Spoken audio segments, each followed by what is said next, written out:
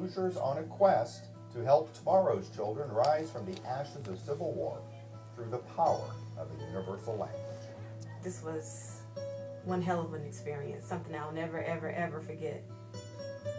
The closer we look at what we love, the more darkness becomes visible in the heart of what we see. Poetry speaks to everybody, and the thing about poetry, it speaks to everybody wherever they happen to be, wherever they are. I mean, as we go through different phases of life, we look at things differently. And I think so much of poetry, so much of reflection is where we are at the moment.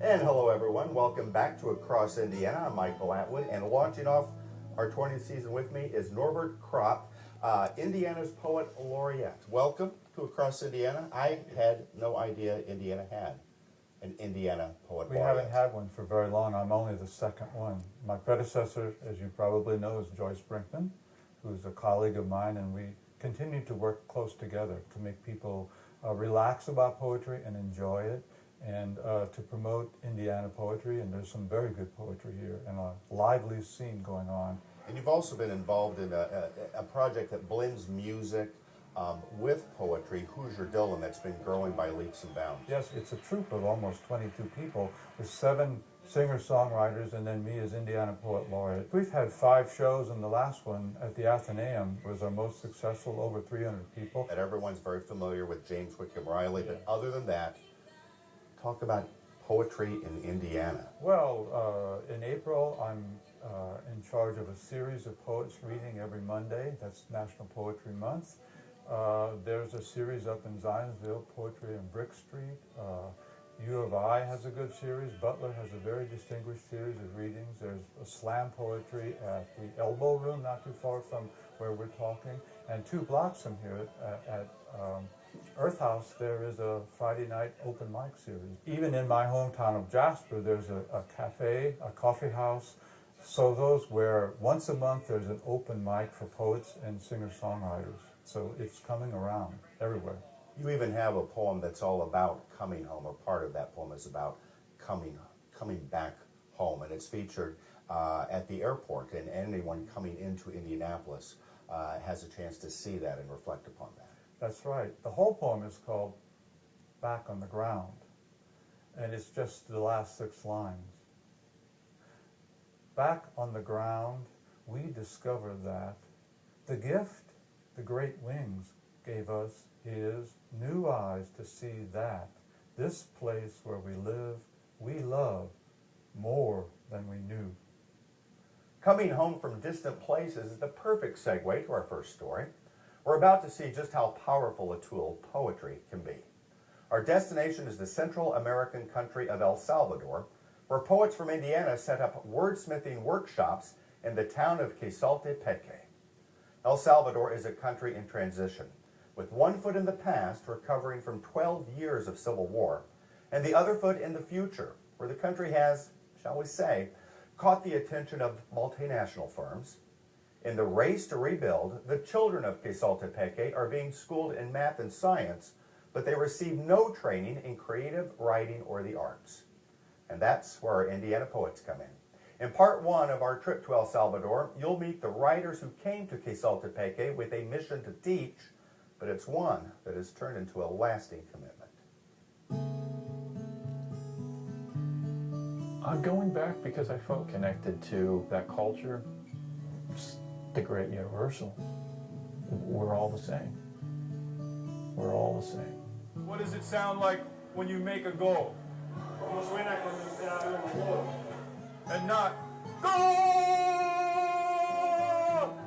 This is Joe, a man for whom words can speak as loud as actions. He's a poet, and how powerful a tool words can be is something he and other Indiana poets, J.L., Ruth Ellen, Phoenix, and Joyce, discovered in a most unlikely place through voices that didn't speak a word of English. You sort of learned that language was a barrier. He's playing soccer. Playing soccer. Yeah. So they can hear him. Say it loudly. But I think for me, one of the things about this trip was the fact that I think language here was a unifier. Bueno, bueno. And immediately we had this connection with everybody and we had this understanding because we all had this appreciation for words and what words can do.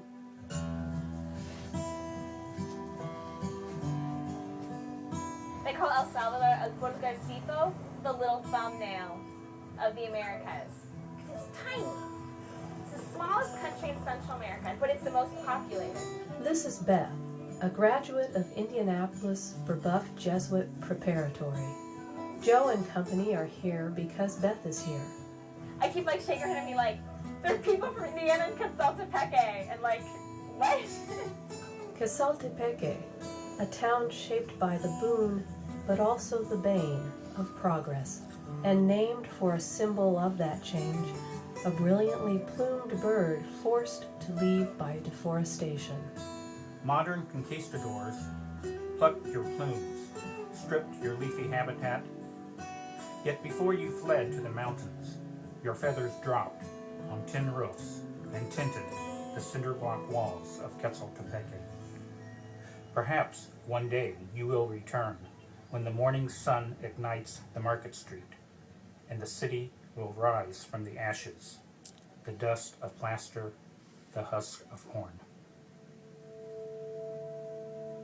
Kids don't dream here. You don't see astronauts and doctors and lawyers, and no one like succeeds. And when you don't see that, you don't dream either. But with art, you can create a world through poetry that you can believe in, and you start to see things differently. Quesaltepeque possesses something rare than the green plumaged bird. She has youth, bubbling with ideas, to keep her strong and brave, to keep her alive. The curiosity, I mean, we were an anomaly. You look over there and there'd be like 25, 30 faces just looking to say what is going on here. They were so enthusiastic. They really wanted this experience. It's just an opportunity for them to think a little visually, and we want them to think visually, to bring the most unusual things we can, because we like poetry to be surprising. And we try to look for ways that we can show something instead of tell something. A lot of people know that I was in politics for quite some time, and some people were very shocked when all of a sudden I sort of appeared as a poet. There were a lot of other things in my life I wanted to do besides politics and government, but I thought I was going to live to 115, and cancer came along and said, hey, maybe you're not going to live to 115, and maybe you better get busy doing some of the other things you want to do. To me, as a poet is someone who has extraordinary senses. It's a tool that you can use to better understand yourself and understand your world. See what no one else sees. I prefer the term subversive. Feel what no one else feels. I think poetry can be effective to express a point of view, but it comes at you at an angle. You don't realize what the poem is up to, and then wham, it hits you. Oh, I never thought of this before. We looked with our eyes, okay? And we listened with our ears. We've done all these things. But the poet can also do other things. The poet can take the camera and put it anywhere. So I taught a course in world poetry last semester, and the student said she felt absolutely absurd staring down at a tiny branch, trying to write a poem about it. But she said about 3 weeks later, she said to her roommate, God, since I've been in this class, I'm seeing the world entirely differently. And the student goes, yeah, I had White House too. I'd like you to think of a place that you love. What was safe and chosen as happy, like a dominant piece, was nature, going to the mountain. I see purple clouds and birds that change colors.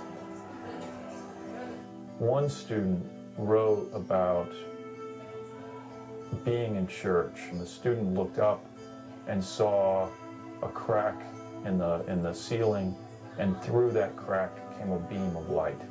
Here I am protected. I begin to hear voices that are singing. And I read it aloud to my mom on the phone, and I could literally